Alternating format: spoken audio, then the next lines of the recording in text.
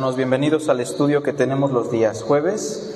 El día de hoy vamos a examinar de manera general el profeta probablemente más importante del Antiguo Testamento. Estamos hablando del profeta Isaías. Les pido que hagamos una oración, por favor.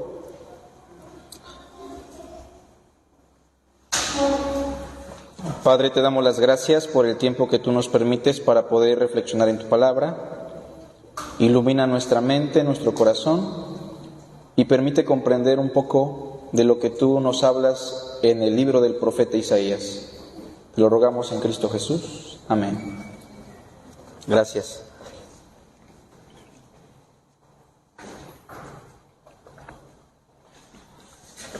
Me estaba ahogando.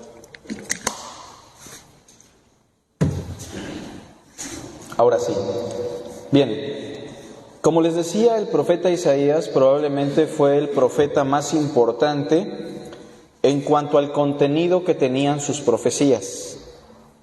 Isaías también es uno de los documentos que más nos hablan de la llegada de nuestro Mesías. En ese sentido, yo espero que en esta tarde sea de mucha bendición el panorama que tendremos sobre el documento el profeta Isaías. Bueno, el versículo 1 del capítulo 1 dice de la siguiente manera: visión de Isaías. Gracias, hermano, pero ya te ganó Gretita. Gracias, hermano. Sí. Visión de Isaías, hijo de Amós, la cual vio acerca de Judá y Jerusalén. Y fíjense, ¿en los reinos de quién? Uzías, Jotam, Acaz y Ezequías, reyes de Judá. ¿Alguien recuerda a estos reyes? ¿Alguno de estos reyes les es familiar? ¿Quién? ¿Uzías? Es recordado por ser un buen rey, ¿o no? Y no sé si recuerdan cómo terminó sus días, queriendo tomar el oficio del sacerdocio, y por esa razón se enfermó y falleció. Otro rey importante es el rey Ezequías. ¿Quién no recuerda a Ezequías? Quien fue sentenciado a la muerte, pero Dios le prometió unos cuantos años más de vida. Pero lo que tienen en común estos reyes, aparte de que son reyes de Judá, es que fueron reyes que hicieron lo recto delante de Dios. Y durante el reinado de estos hombres estuvo profetizando Isaías. Isaías podríamos decir que fue un profeta que se codeó con los reyes más importantes de la historia de Israel y tuvo una injerencia tan importante que era considerado uno de los consejeros principales para los reyes mencionados en esta porción. Bueno, vamos a hablar de algunas cosas básicas. Primero, el título, Isaías. El libro se llama Isaías tanto en el documento hebreo como en el documento cristiano. Estoy hablando de los diferentes tipos de canon o de Biblias. Y el nombre Isaías obviamente es el nombre de su autor, el profeta Isaías. ¿Y qué significa Isaías?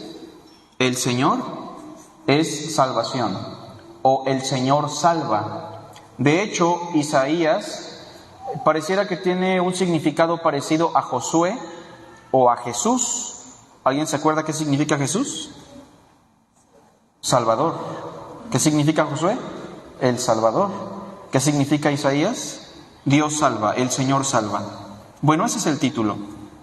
La fecha se considera desde los inicios del reinado de Uzías hasta los días finales del reinado de Ezequías. Estamos hablando aquí de una fecha ya muy exacta, ya no es tan subjetiva como las otras fechas que hemos dado. Esta fecha sí es muy exacta porque se traslapan con acontecimientos universales, con el imperio de los asirios, los caldeos, y estamos hablando del 739 al 686 antes de Cristo. Lo tenemos en el 1:1 de Isaías. Lo sabemos por los reyes que se mencionan ahí. Bueno, eso es la fecha. Antes de seguir, pregunto, ¿cuál sería la naturaleza literaria de este documento? Profético, histórico. Se conjugan dos cosas. Isaías es profecía e historia. Recordemos, ¿qué es profecía? Exhortar, edificar, consolar. Y los documentos proféticos se caracterizan por eso: ser un exhorto a la nación, dar palabras de edificación y de consuelo. Pero aparte de ser un documento profético, Isaías también es un documento histórico, porque aborda acontecimientos históricos y biográficos de algunos personajes. Bueno, antes de iniciar también, debo mencionar que Isaías no es un documento cronológico, como pudiéramos pensar. Tal vez en el Génesis sí tenemos un documento cronológico, ¿verdad?, que va poco a poco en el desarrollo de los eventos. Isaías no. Isaías ya está profetizando en el capítulo 1 y sin embargo es llamado por Dios hasta el capítulo 6. No es cronológico, obviamente. Bueno, entonces su naturaleza literaria es una naturaleza profética histórica. Ahora, ¿cuál es el tema de Isaías? El tema central de Isaías es Dios, pero es Dios en dos aspectos importantes a considerar. La primera parte de Isaías nos habla de Dios como juez, o sea, Dios como el rey soberano que ha de juzgar y emitir juicio sobre una nación pecadora y perversa. Basta con leer la primera parte, fíjense cómo dice el capítulo 1, versículo 2. Oíd cielos y escucha tú tierra, porque habla el Señor. Crié hijos y los engrandecí, y ellos se rebelaron contra mí.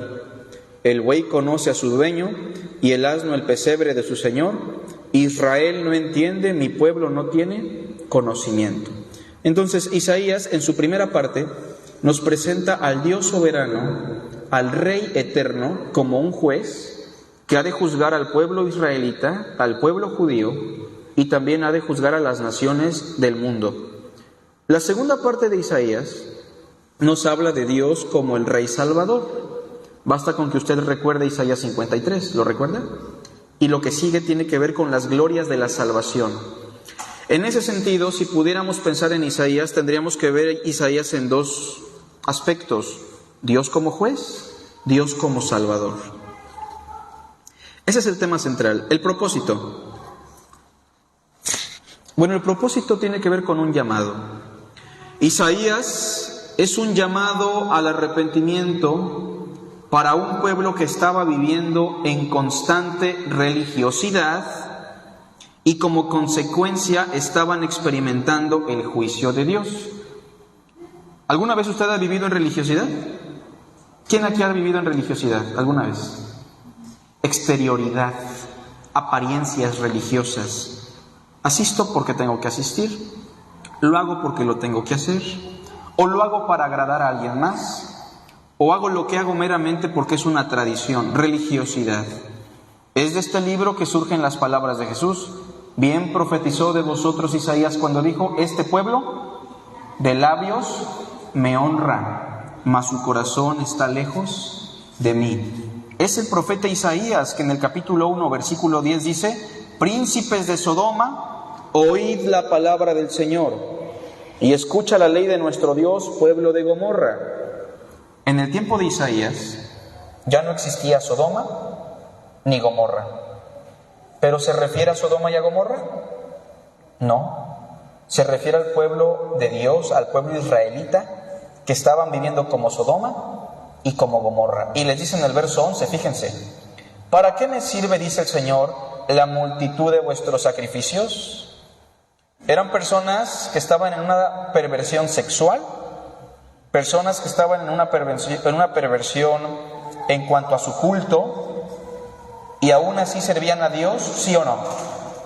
Aún así presentaban sacrificios, ritos, culto. Por eso Isaías es un llamado al arrepentimiento para un pueblo que estaba viviendo en constante religiosidad y como consecuencia estaban experimentando el juicio de Dios. El juicio de Dios en este contexto es meramente la consecuencia de vivir en religiosidad y en las apariencias. y aún así querer agradar a Dios. En el ámbito cristiano sería muy equivalente a la gente que quiere vivir bien delante de los hermanos, pero no delante de Dios. En alguna ocasión yo miraba a una persona que iba a una congregación donde se prohibía usar pantalón, cosa que no sé de dónde sacaron, porque es religiosidad, ¿verdad, hermanas? Bueno, pero entonces esta hermana en su casa usaba pantalón, pero cada vez que decían el pastor viene o está cerca o está a la vuelta, la hermanita ya tenía una falda abajo. Esto es religiosidad, es meramente un ejemplo. O yo me acuerdo que en alguna ocasión me pidieron ayunar 3 días. Obviamente eso es algo mortal para una persona, ¿verdad? Y me acuerdo que yo comía en secreto sin que me viera el pastor y los jóvenes. ¿Es religiosidad o no? Pero el pueblo de Israel estaba viviendo en una religiosidad peor, porque estaban viviendo en perversión, en depravación, y aún así querían ofrecerle a Dios culto. Las consecuencias se ven en el capítulo 1. Fíjense por favor, versículo 5. ¿Por qué querréis ser castigados aún? ¿Todavía os rebelaréis?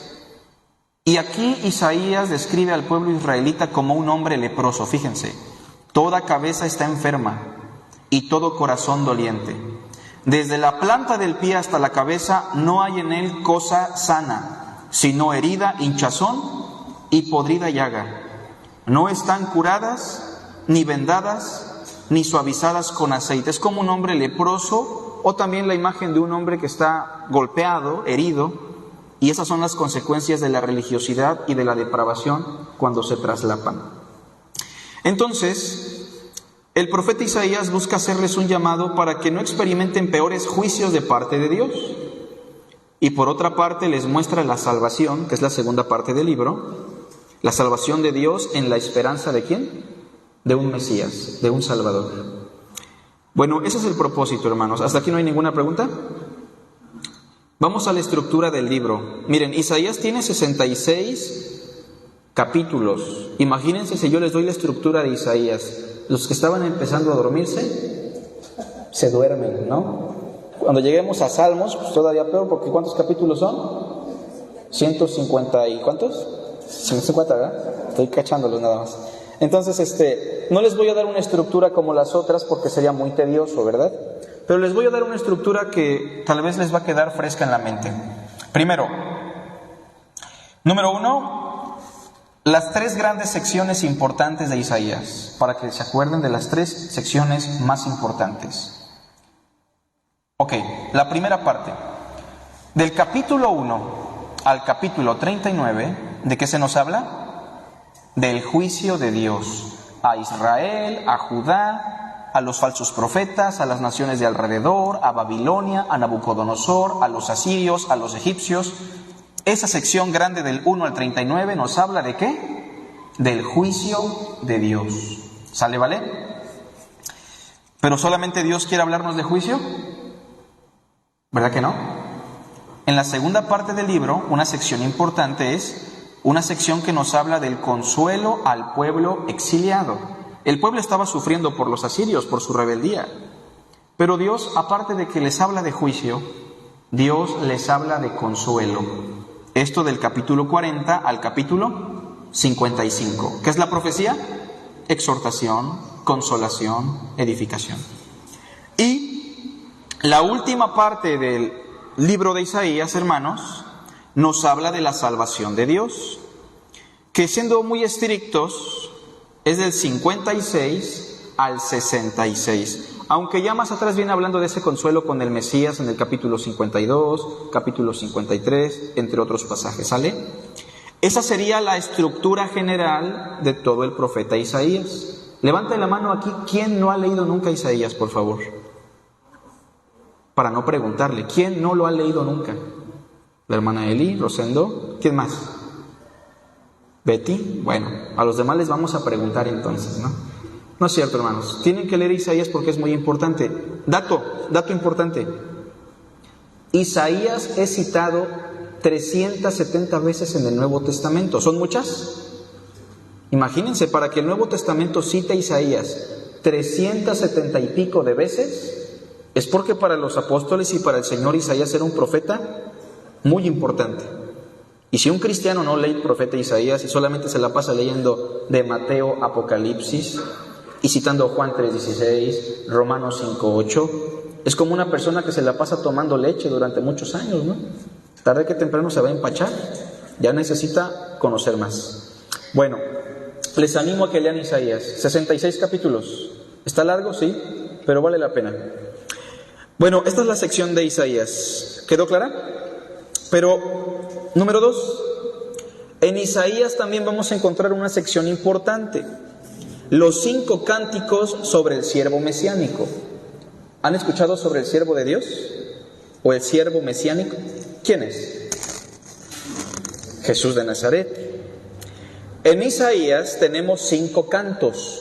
5 cánticos, los vamos a hacer himnos con nuestro hermano Carlito, después van a ver con la cantata, ¿verdad? Pero estos cánticos, con toda seguridad, los judíos los cantaban, porque eran la esperanza mesiánica que tenían en el profeta Isaías. Voy a mostrarles los 5 cánticos, pero quiero dejar algo en claro. Siervo de Dios en Isaías, a veces se refiere al pueblo de Israel, y a veces se refiere al Mesías. Entonces, a veces incluso pareciera que se traslapan. Por ejemplo, los judíos no creen que Isaías 53, cuando habla del siervo de Dios, se refiere al Mesías. Ellos dicen, Isaías 53 se refiere al pueblo judío. Es que el pueblo judío siempre ha sufrido, menospreciado, desechado por los hombres. El pueblo judío sería figuradamente como un varón de dolores, experimentado en quebranto. Las naciones escondieron de él el rostro. Pero tienen cierta verdad en el sentido de que se llegan a confundir, porque todo Isaías muchas veces habla de Israel como su siervo. Y eso es lo que piensan los judíos. Nosotros sabemos que no siempre es así. A veces incluso pareciera que se traslapan las dos cosas. Pongamos atención. El primer cántico aparece el siervo sobre quien reposa el Espíritu de Dios. Es el primer cántico. ¿En dónde aparece? En Isaías 42. Si alguien ya se aprendió Isaías 53, yo le animo a que se aprendan los 5 cánticos porque son una colección completa. ¿Sale? Creo que algunos ya se saben Isaías 53, entonces ya nada más le agregan los otros 4 cánticos y ya tienen toda una cantata nueva, ¿no? Vamos a ver. 42:1 dice: He aquí mi siervo. El judío está tentado aquí a pensar que el siervo es ¿quién? Israel o el Mesías. Ellos no siempre están convencidos. Acuérdense, es normal, porque cuando se escribe el Mesías aún no había llegado. He aquí mi siervo, yo le sostendré, mi escogido, en quien mi alma tiene contentamiento. ¿Les recuerda algún evento? ¿Cuál? Cuando el Señor lo bautizó. ¿Se acuerdan? Cuando Juan lo bautizó y el Señor declaró: este es mi hijo amado, que es el equivalente a mi siervo, mi escogido, en quien mi alma tiene contentamiento. En el bautismo de Jesús, ¿qué pasó aparte? El Espíritu Santo vino a morar. ¿Lo dice también? Dice: he puesto sobre él mi espíritu, él traerá justicia a las naciones. Y trajo justicia a las naciones, el reino y su justicia. ¿No gritará? ¿Será gritón el Mesías? No. ¿Ni alzará su voz? ¿Será una persona escandalosa? Tampoco. ¿Ni apagará el pábilo que humeare? Un pábilo que humea es la idea de una varita que está por apagarse. Lo más natural es que el Mesías la apagara, pero es tan misericordioso que Él no hace eso. Lo más insignificante, lo que representa menos poder, el Mesías lo valora. Luego explicaremos con detalle esa expresión. Sigue diciendo: por medio de la verdad traerá justicia. ¿Cómo trae justicia el Mesías? ¿A través de la espada? ¿A través de la guerra? No, ¿cómo lo implementa? ¿A través de qué? ¿Ven el texto? ¿A través de qué? De la verdad. La verdad del Mesías, la justicia del Mesías se ejecuta a través de la verdad. Sigue diciendo el 4: no se cansará ni desmayará hasta que establezca en la tierra justicia. ¿Lo hizo? Sí. Y las costas, incluyendo de la de Chachalacas, ¿verdad? Y hasta Jalapa, esperan su ley. Así dice el Señor Dios, creador de los cielos y el que los despliega, el que extiende la tierra y sus productos, el que da aliento al pueblo que mora sobre ella y espíritu a los que por ella andan. Yo, el Señor, te he llamado en justicia y te sostendré por la mano. Te guardaré y te pondré por pacto al pueblo. ¿Ven eso? Está hablando del Mesías que será puesto como pacto al pueblo, por luz de las naciones. Y aquí viene una cita de Pablo, para que abras los ojos de los ciegos. Creo que los niños se lo aprendieron, tiene poco, ¿verdad? Para que saques de la cárcel a los presos y de casas de prisión a los que moran en tinieblas. Yo, el Señor, este es mi nombre, y a otro no daré ni gloria ni alabanza a esculturas. He aquí se cumplieron las cosas primeras, y yo anuncio cosas nuevas. Antes que salgan a luz, yo os las haré notorias. Primer cántico, el siervo sobre quien reposa el Espíritu de Dios, haciendo un énfasis en la justicia del reino, en la justicia futura del Mesías. Segundo cántico, en Isaías, nos habla del siervo como el verdadero Israel. Aquí tenemos, ¿cuántos israelitas? 2. Y en la Biblia tenemos el Israel, según la carne, y tenemos al verdadero Israel, que muchas veces se refiere al pueblo de Dios del nuevo pacto, pero en el contexto de Isaías, adivinen quién es el verdadero Israel. ¿Quién es el verdadero siervo? El verdadero Hijo de Dios es el Mesías. No sé si recuerdan un poquito la historia de la tentación. No sé si se dan cuenta que en la tentación Cristo está fungiendo como el Israel de Dios. Sufriendo en el desierto 40 días, tentado, experimentando las mismas tentaciones que el siervo de Dios, Israel, pero teniendo victoria. Bueno, capítulo 49, verso 1 al 7, por favor. Los cánticos son 5 cánticos que aparecen en el profeta Isaías. Son 5 cantos, hermano, no sé quién sea. Ok, hermano Juan, ya lo ubico. Son 5 cantos que aparecen en el profeta Isaías. Se les llama cánticos porque con toda probabilidad fueron entonados por el pueblo judío en la época, pero son cánticos importantes porque tienen un énfasis mesiánico muy interesante para nosotros. Regularmente en estos cánticos al Mesías se le describe como el siervo de Dios. Esos son los 5 cánticos, hermano. ¿Sale? Bueno, 49 del 1 al 7 dice: Oídme costas y escuchad pueblos lejanos. El Señor me llamó desde el vientre, desde las entrañas de mi madre tuvo mi nombre en memoria, y puso mi boca como espada aguda, me cubrió con la sombra de su mano, y me puso por saeta bruñida, me guardó en su aljaba, y me dijo, todos juntos, mi siervo eres, oh Israel. ¿Quién es el siervo? Israel. Ahí sí, ¿no? Es muy claro. Porque en ti me gloriaré. Pero yo dije, por demás he trabajado, en vano y sin provecho he consumido mis fuerzas, pero mi causa está delante del Señor y mi recompensa con mi Dios. Ahora pues, dice el Señor, el que me formó desde el vientre para ser su siervo, para hacer volver a él a Jacob y para congregarle a Israel. ¿No le suena raro esa situación? ¿Qué le suena raro? A ver, que en la primera parte de la profecía se habla de el siervo de Dios, aludiendo ¿a quién? A Israel. Pero después, en el versículo 5 dice que Dios llamó a este siervo, ¿para qué? Para congregar a Israel. Es un poco extraño, ¿no? Porque ¿cómo Israel va a congregar a Israel? ¿No les parece extraño?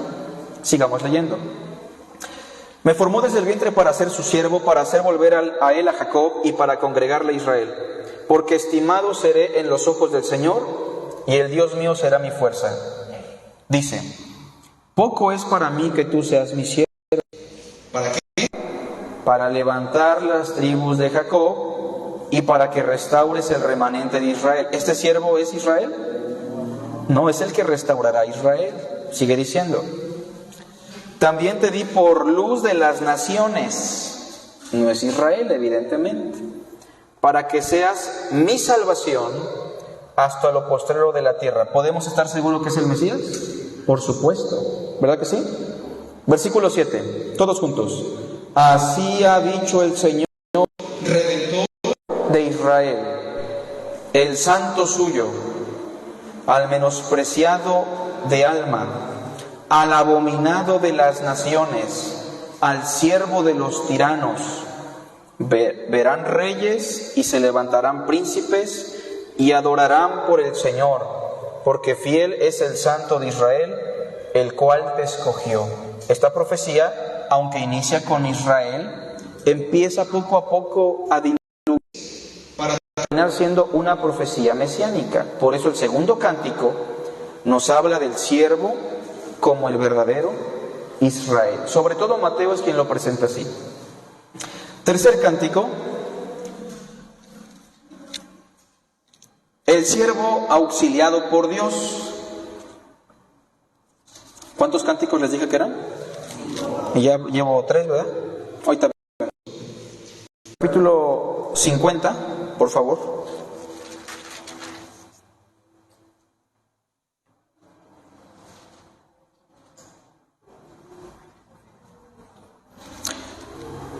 Versículo 4 al 9. ¿Lo tenemos? Dice: Jehová me dio lengua de Dios para saber hablar palabras al cansado. Despertará mañana tras mañana, despertará mi oído para que oiga como los sabios. El Señor me abrió el oído y yo no fui rebelde ni me volví atrás. ¿Todos juntos? Di mi cuerpo a los heridores y mis mejillas a los que me mesaban la barba. No escondí mi rostro de injurias y disputos. ¿Esto aparece en el Nuevo Testamento o no? Sí, aparece en los Evangelios, es una profecía de Mesías. Porque el Señor me ayudará, por tanto no me avergoncé. Por eso puse mi rostro como un pedernal y sé que no seré avergonzado. Cerca está de mí el que me salva. ¿Quién contenderá conmigo? Juntémonos. ¿Quién es el adversario de mi causa? Acérquese a mí. He aquí, el Señor me ayudará. ¿Quién hay que me condene? ¿Le suena familiar eso? He aquí que todos ellos se envejecerán como ropa de vestir, serán comidos por la polilla. Ese es otro cántico importante. Y tenemos el más famoso de los 5, el cántico del siervo sufriente y exaltado de Isaías capítulo 53. Aunque estrictamente hablando empieza del capítulo 52, ya lo saben, ¿verdad? Versículo 3. Solo vamos a leer una porción. Lean por favor capítulo 52, verso 13 al 15. Que es meramente el resumen de toda la profecía. ¿Lo tenemos? Dice: He aquí mi siervo será prosperado, será engrandecido y exaltado, y será puesto muy en alto. ¿El siervo será exaltado, sí o no? ¿Verdad que sí? ¿Tiempo futuro? Sí. Verso 14. Como se asombraron de ti muchos, de tal manera fue desfigurado de los hombres su parecer, y su hermosura más que la de los hijos de los hombres. ¿También el siervo será desfigurado y humillado? ¿Tiempo futuro o pasado? Vean bien. Vean bien. ¿Pasado, presente o futuro? Pasado. Desde este punto de vista pareciera que Isaías nos está hablando de las dos condiciones del Mesías en su tiempo pasado y en su tiempo futuro. ¿Qué pasó primero con el Mesías? Humillación y después exaltación. Hay otro cántico, pero hermanos, ahí se me pasó. ¿Quién sabe dónde quedó? Se los pasó. La verdad no sé qué pasó y no lo voy a encontrar porque son 66 capítulos. Bueno, vamos a los temas teológicos. Temas teológicos. Son muchos y no terminaríamos, pero no hay prisa, tenemos hasta las 10, gracias a Dios. Cierto, hermanos, ya me lo terminamos. Bueno, el primer tema es la bibliología. La bibliología, ¿ya existía la Biblia en ese tiempo o no? Sí, ya existía la Biblia. No completa, pero sí en parte.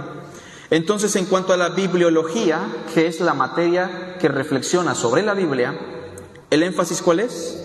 La autoridad de la ley y el testimonio. Ley y testimonio son términos para hablar de la palabra de Dios en el Antiguo Testamento. ¿Quién le da lectura en voz alta? Una hermana que le dé en voz alta, por favor. 8:20 de Isaías. Lo tenemos en pantalla, para que no se embromen. Para él el testimonio, si no dijere conforme a esto, es porque no les ha amanecido. Imagínense que estamos en una junta, ¿no? Como la del domingo. Y todos opinamos cosas, ¿no? Y no, vamos a hacer una votación. No, pues vamos a hacer aquello. No, que Philly se case y se sienta acá. No, que se sienta allá. Cosas de ese estilo, ¿no? Y de repente alguien se choca y dice, a ver, hermanos, a la ley y al testimonio. ¿Qué está diciendo? Vamos a la Biblia, ¿se entiende? Es lo que está gritando aquí el profeta, a la ley y al testimonio. ¿Tiene signos de admiración, lo ven? Como si gritara, por favor, escuchen, a la ley y al testimonio, es decir, a la Biblia.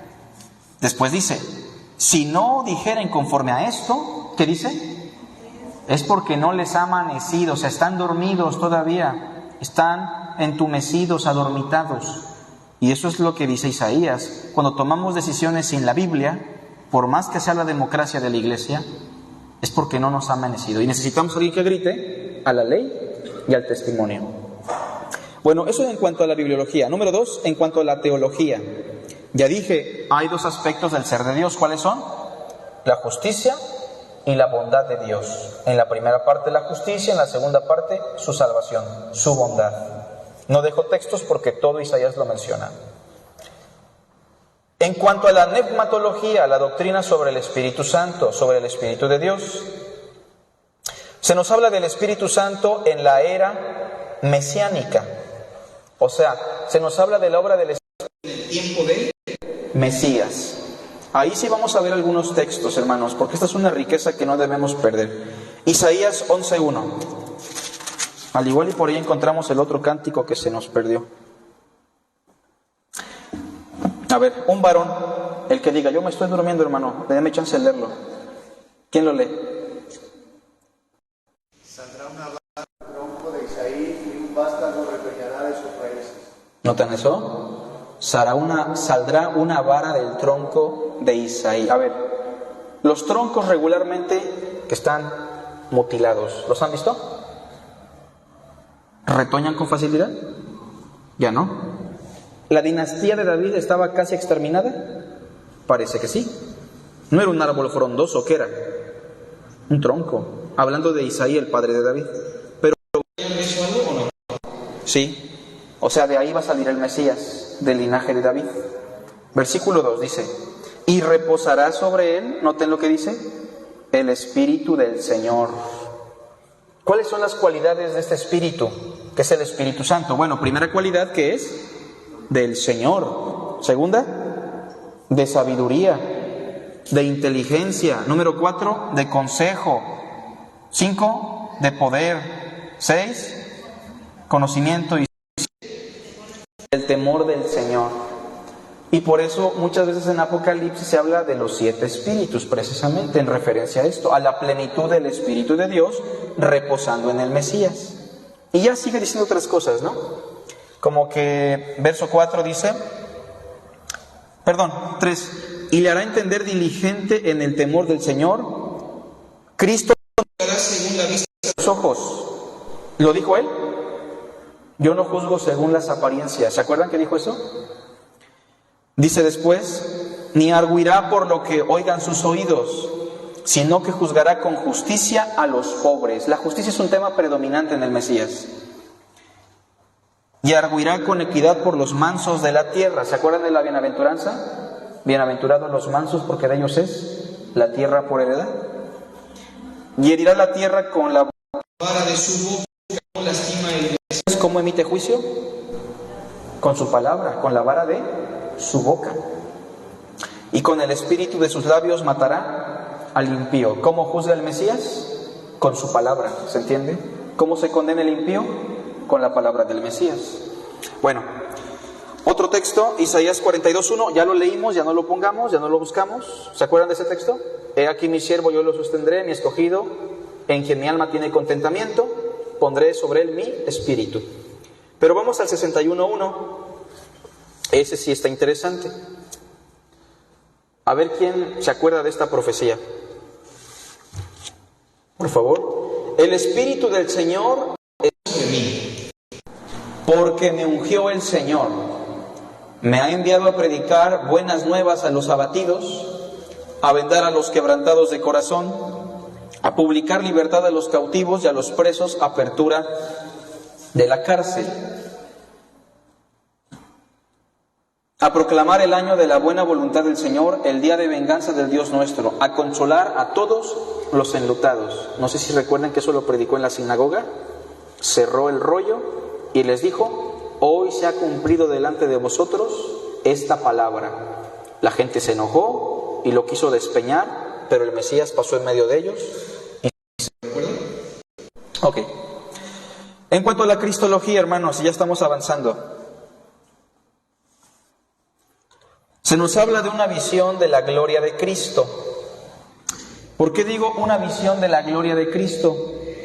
Porque hay un texto en Juan, fíjense, no lo busquen, lo va a poner Dieguito si me hace favor. Juan habla del Mesías y en el capítulo 12 del Evangelio de Juan, verso 41, El evangelista lo siguiente, fíjense. El apóstol Juan dice de Isaías que Isaías tuvo una visión larga, su profecía, todo lo que él vio. Y Juan dijo lo siguiente, Juan 12, versículo 41. Lo vamos a leer todos en voz alta, ¿sale? Isaías dijo esto cuando vio su ¿qué? Su gloria, y habló acerca de él. Si ustedes leen todo el capítulo 12, Juan se refiere a Jesús. Dice que a Jesús no lo quisieron en Israel, lo rechazaron. Enseguida Juan dice, esto dijo el profeta Isaías cuando vio su gloria. ¿Recuerdan que Isaías vio a un ser sublime en un trono? Al que le cantaban santo, santo, santo. ¿A quién estaba viendo? Al Mesías, a Jesús de Nazaret. Bueno, en cuanto a la cristología, solo doy la lista, por el tiempo no se puede leer todo, lo voy a recitar nada más. Se nos habla de su nacimiento en la siguiente diapositiva. ¿Se acuerdan de los textos? Porque un niño nos es nacido, hijo nos es dado, y el principado sobre su hombro, y será llamado su nombre admirable, consejero, Dios fuerte, Padre eterno, príncipe de paz. 7:14, como dice, he aquí que la Virgen concebirá y dará a luz un niño, llamará su nombre Emmanuel, que traducido es Dios con nosotros. Se nos habla también de su carácter. Ya leímos sobre su carácter en el capítulo 11 y en el capítulo 42. ¿Es gritón el Mesías? ¿Será agresivo? No. Sobre él reposa espíritu de humildad, sabiduría, poder, mansedumbre. Aprenden de mí que soy manso y humilde de corazón. Son las palabras de él. También se nos habla en el capítulo 33, que se sabe en la profecía de memoria. También se nos habla de su resurrección en el mismo capítulo 53. Vivirá por largos días, la voluntad del Señor será en su mano prosperada. Se nos habla de su reino en el capítulo 9, verso 6. Lo dilatado de su imperio y de su reino no tendrán fin. Sobre el trono de David su padre se sentará y regirá con vara de hierro a las naciones. Se nos habla de la segunda venida del Mesías en muchos pasajes. Y en conclusión se nos habla de su gloria. Eso es lo que vamos a encontrar del Mesías en Isaías. Repito, es el libro cristológico del Antiguo Testamento, Isaías. En el Nuevo podría ser el Evangelio de Juan, podría ser Hebreos, pero en el Antiguo Testamento es Isaías. En cuanto a la antropología y a la martología, que es la doctrina del hombre y la doctrina del pecado, pues no voy a decir mucho, ahí dejé una cita, se nos habla de la depravación del pueblo de Israel y el sufrimiento que experimentan por su pecado. De eso nos habla la antropología y la martología. Que el ser humano es perverso, que aunque Dios interviene muchas veces, el hombre propias decisiones y sufren las consecuencias poco a poco hasta degradarse como un hombre leproso, del cual hablamos hace ratito, ¿recuerdan?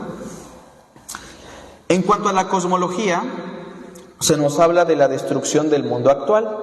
Es en Isaías que aparece el pasaje que dice que los cielos se enrollarán como un rollo, ¿se acuerdan? Y las estrellas caerán del cielo y las potencias de los serán conmovidas. Es más, sí, hermano. El 40 habla de eso precisamente, también el capítulo 24, hay muchos. Miren, tan solo el 24, por favor. Versículo 19. Recordemos que Jesús fue muy claro: los cielos y la tierra pasarán, esta tierra no será renovada, no vamos a reinar 1000 años sobre la tierra. Será quebrantada del todo la tierra, enteramente usada será la y en gran manera será la tierra conmovida. Verso 20.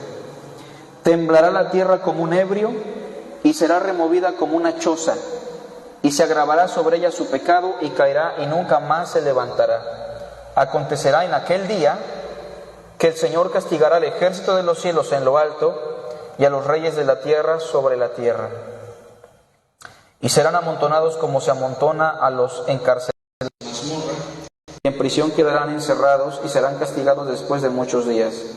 La luna se avergonzará, lo dijo Jesús, y el sol se confundirá, cuando el Señor de los ejércitos reine en el monte de Sión y en Jerusalén delante de sus ancianos sea glorioso. Bueno, esta es una porción, pero hay muchas, como menciona Aurelio, ¿no? Y terminamos, hermanos, en cuanto a la escatología. En cuanto a la escatología hay muchas cosas, ¿no?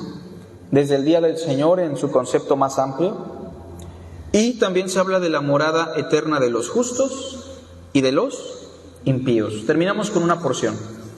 Capítulo 66.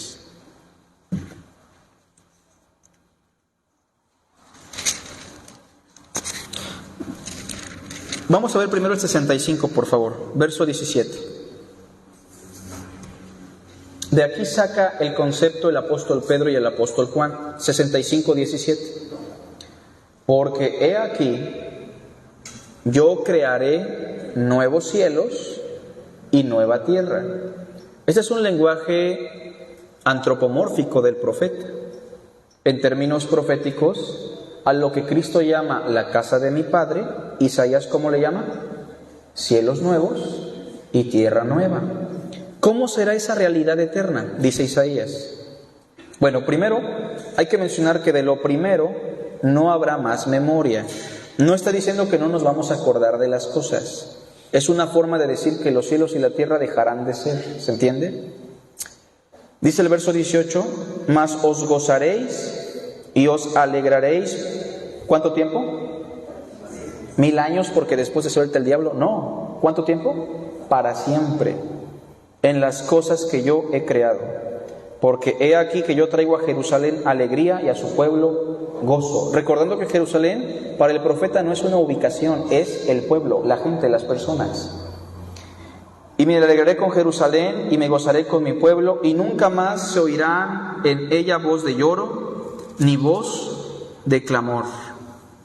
Capítulo 66, por favor, terminamos ahora con la condición de los impíos.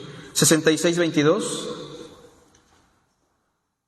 Y fíjense, no sé si Jesús citó esta parte, pero yo creo que les va a ser familiar.